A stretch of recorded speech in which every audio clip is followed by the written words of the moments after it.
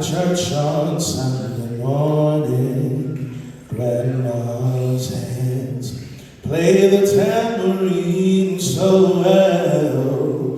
Grandma's hands used to shut out a warning. She said, Billy, don't you run so fast. You might step on a piece of glass. Might be snakes in the grass. Grandma's hand. That song from the Withers really is interesting. The first time I heard this song was on a musical show called Sunday's Best, and an artist named Iana Crowley sang the cover. It was powerful, it was passionate, but it was the lyrics that spoke to me. The lyrics felt familiar. It felt like my grandmother. So I'm going to ask a little bit of participation from the audience. When we think about the nicknames of grandmothers in terms of grandmother, grandma, what are the nicknames you call your grandmother or that you had as a grandmother? What are some names that you use instead of grandmother? Nana, Mima, Grandma. And even Bryson Brennan? Yeah. Gigi, honey, there are so many variations. When you think of your grandma, what descriptor comes to mind? Their attributes, their characteristics. What do you think about out loud when you think of your grandmother right now?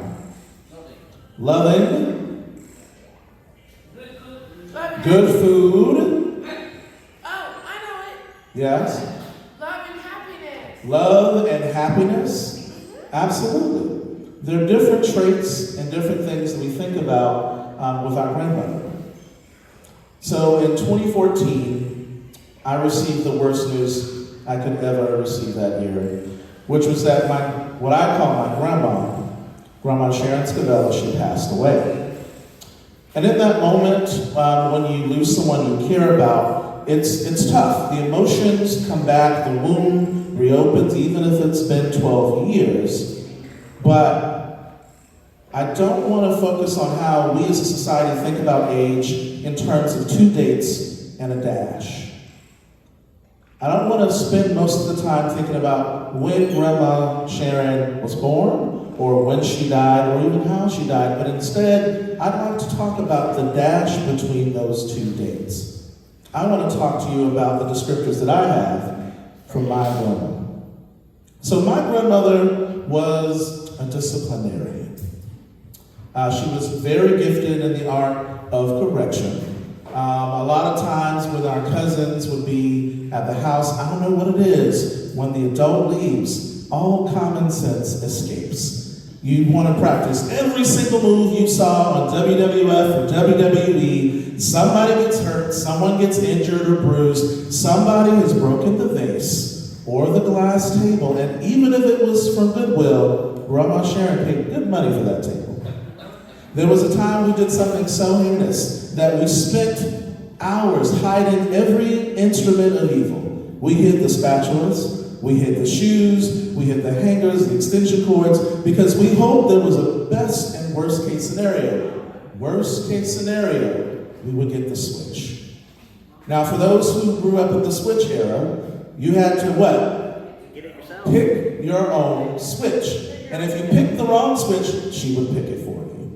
So worst case scenario, we would get the switch. Best case scenario, we would get the hand.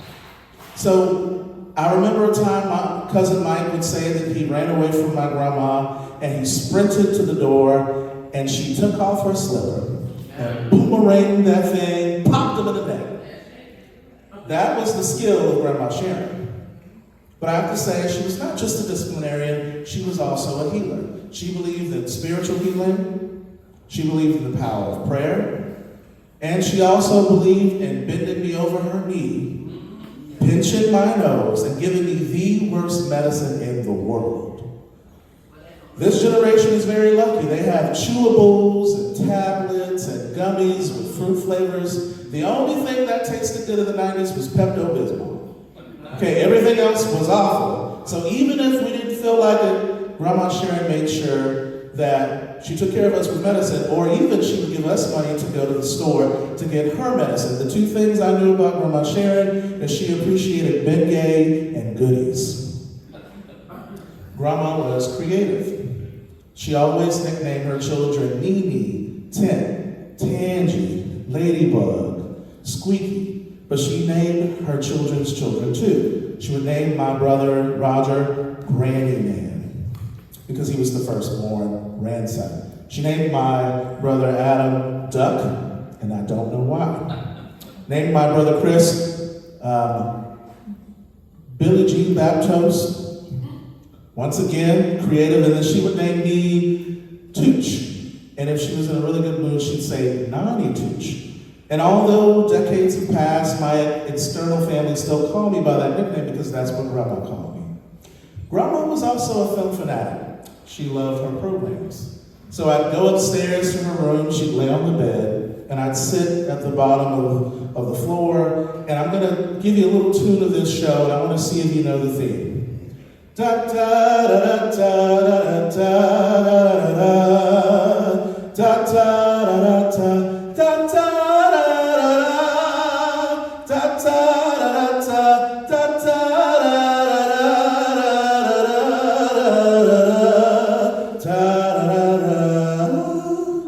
I see some thoughts.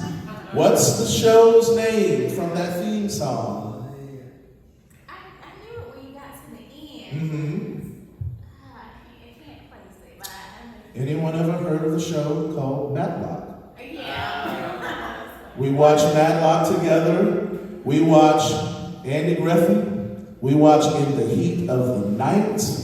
And I may have not known everything that was going on in that song, but I knew that music. But the favorite show I loved watching with my grandma was Touched by an Angel. It would be a time that she would just pause and ponder, listen to the lessons, and explore the stories of that show. And even as I got older, those were things that I enjoyed. Grandma Sharon was a cook. If any time we welcomed as cousins, we needed a meal, she would make us a big pot of oatmeal, and she'd make us some grits, and that grits might have salt. Sometimes the grits had cheese, and sometimes the grits had sugar.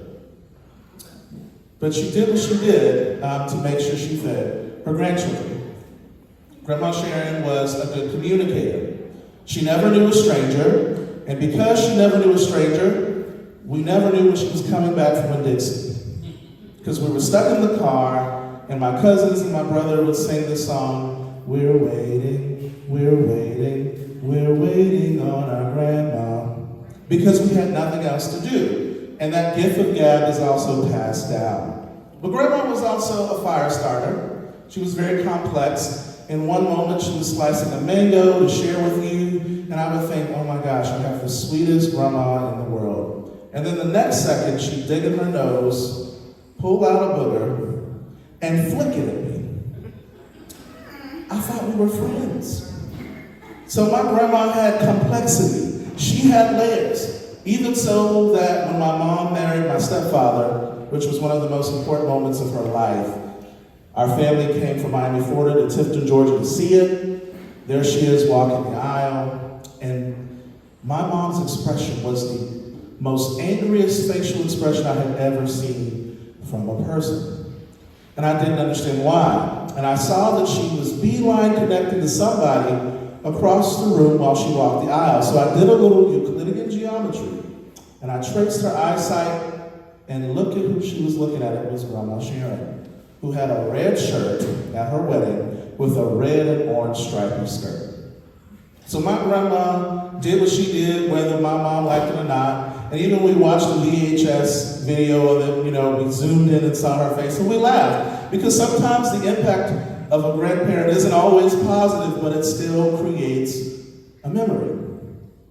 And these aren't just isolated stories or vignettes that don't have connectivity. I learned through discipline. It was through understanding how important it was to stay out of trouble, stay away from areas and dangers seen and unseen. That comes from learning from a disciplinarian. I learned the importance of being a good communicator, having the gift of gab, and not seeing a stranger, where they were the custodian or the CEO or director. It didn't matter who it was, to my grandmother, to my mother, or to me. Talking to people, seeing them for who they are, loving on them is a gift she passed down. And even today, I still love breakfast. I can make a mean pot of grits. And they could be cheese grits, they could be shrimp and grits, they could be grits with a gooey sausage, but I do refuse to make any grits with any sugar. So when I thought about telling the story tonight, I realized once again that age doesn't only reflect itself physically, but it also can age memories. Even memories can age.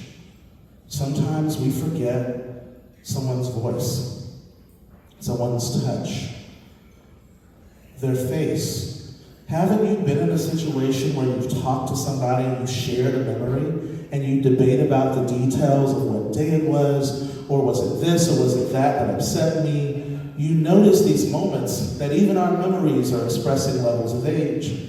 And what you should do to counteract that is tell stories, sing songs, look at journals and diaries and photographs and videos. Talk to your siblings, to your cousins, to your uncles, to your aunts. Sit around that circle like I did with my mom and her siblings to hear about the time back when. Because memories can renew our mind and it can renew our spirit. So as I end this story back with the song I started with, in the beginning, the song might have sounded pretty decent, but now that we've talked about the power of memories, we've talked about the dash between the dates, maybe you begin to think about how your grandma was reflected in your journey. Grandma's hands used to hand me a piece of candy.